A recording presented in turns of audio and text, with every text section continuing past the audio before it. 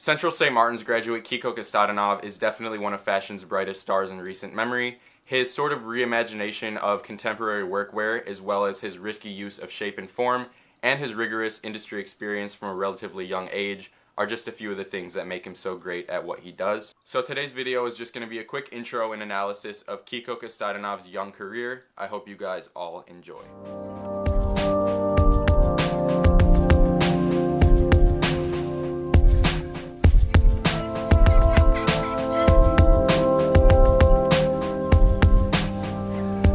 So Kiko was born in Bulgaria in 1989, and his dad was a construction worker and his mom was a cleaning lady.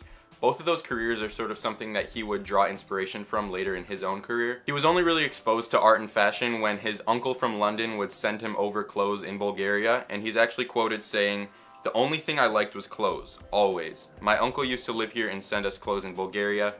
Here being London, because that was where he lived at the time. So he really did enjoy clothing, and he was also inspired by Danish workwear catalogs in like magazines and things like that.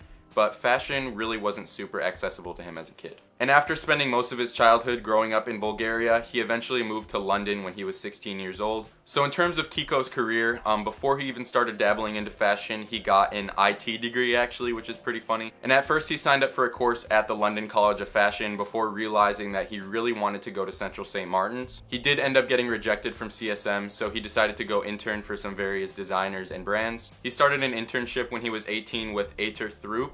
I'm really sorry if I totally butchered that name, but he's a London-based designer. His work is really cool, and it sort of reminds me of Craig Green in some ways. He also interned for designers like Stephen Mann and Nicola Formichetti. So after 2 years of gaining some experience through internships, he reapplied to CSM and was accepted into their bachelor's program of fashion design and marketing. It's been said that during this time he was just always willing to push outside of his comfort zone, and he was super ambitious and just was willing to take risks.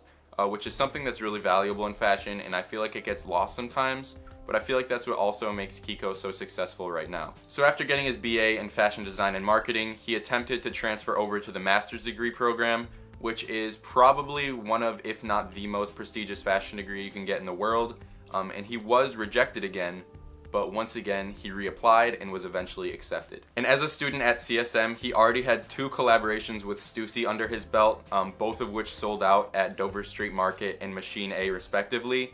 So that's really huge for a college student to already have 2 sold out collections with one of the biggest streetwear brands in history. So I think it was definitely clear at this point that Kiko just was not here to play around, and like many other designers who went to CSM, his graduate collection really set the tone for the rest of his career. So Kiko's graduate collection was part of London Fashion Week in 2016. All the models wore those morph suits that people use for Halloween costumes, and it created this sort of Margiela-esque anonymity. I've seen a lot of different brands using this recently, and I think it's really interesting, sort of taking away the identity from the model. And because the model's faces and bodies would both be hidden, agencies actually refused to give him models to use for the show, so he just ended up hiring his friends who were already models, and it ended up working out. He took a mostly minimalistic route with this collection, inspired by Japanese workwear, but he put his little Kiko twist on it, as he always does.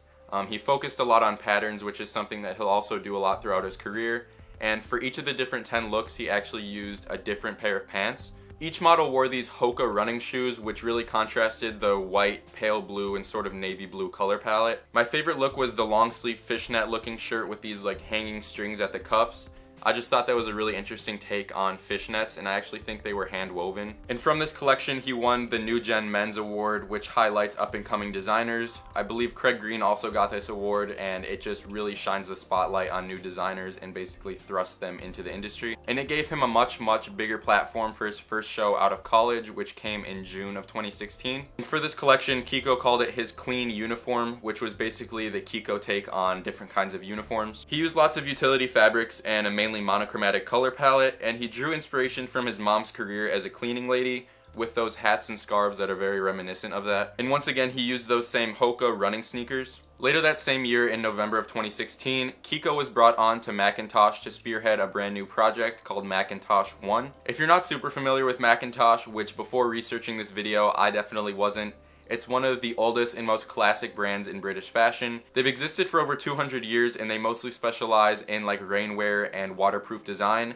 and only in the past few years have they really tried to be fashionable or cool. So clearly it was really huge for a designer that young and fresh out of college to be lead designer for a brand that historical and important. And so his collection for Mackintosh first appeared in Fashion Week of January 2017. But this collection featured the classic Mackintosh identity with a focus on rubber and functionality. They were these classic Mackintosh style outerwear silhouettes reimagined with these oversized taped seams, baggy trousers and knits, and his signature boxy silhouette once again. He was also inspired by the Art Provera movement of the 60s, which definitely focused on simplicity and everyday materials. Kiko said he created all these pieces with the sole purpose of product and with no real deeper meaning, but according to him, it's what Mackintosh did every day, but 10 times more developed.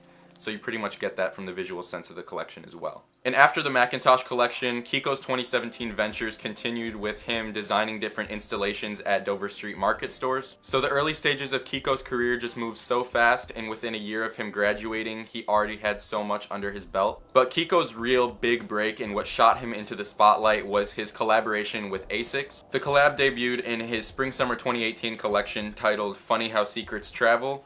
And this Gel Burrs 1 sneaker allowed him to fuse his design ethos with something that is wearable by basically everyone, and is widely accepted by everybody as well. And this has been an ongoing collaboration for the past couple of years, but the October 2020 installation was the third and final. I just find it really cool that he was able to make something awesome out of a brand that's not very sought after within like the fashion community, but with pretty much everybody else, it's a widely known and accepted brand. He even ended up doing a small collab with the brand Camper on some hiking shoes, which was pretty interesting. But since then, Kiko's teamed up with twin sister designer duo Laura and Deanna Fanning to create some women's wear collections, which have just been insanely amazing. Fall/Winter 2020 was probably my favorite, mostly because of the way they just used this sort of restriction of garments. And that pyramid sweater is something that I really hope to own someday myself. I just get the sense from their work that their energy and their sort of references and inspirations really mesh well with Kiko's own, and them being at the brand has really helped with the growth in the image as a whole. They love playing with different inspirations, whether they be explicit or implicit,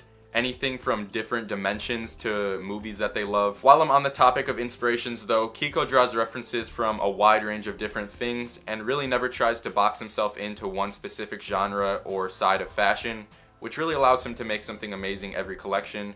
And one thing that is a constant though is that he never comes back and references a past collection. He always has this mindset of wanting to move forward with his work and create something new. Before we go though, I just have to talk about Fall 2019, which is probably my favorite of Kiko's work so far.